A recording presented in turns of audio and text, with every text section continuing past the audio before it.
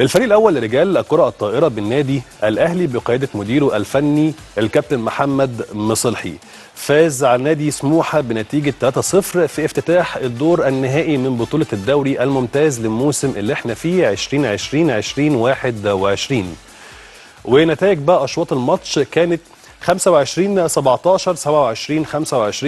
25-20. والماتش كان اتلعب امبارح على صالة الأمير عبد الله الفيصل بأهلي الجزيرة.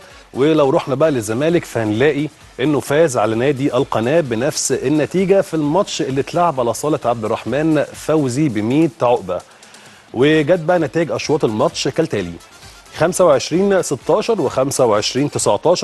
و25-20. الأهلي الماتش اللي جاي هيلعب مع نادي بتروجيت، أما الزمالك فهيلعب مع نادي سموحة. طبعا كل التوفيق بقى في دوري طبعا الكرة الطائرة. بنشوف عندنا إن شاء الله برضو منافسة قوية جدا في الموسم ده.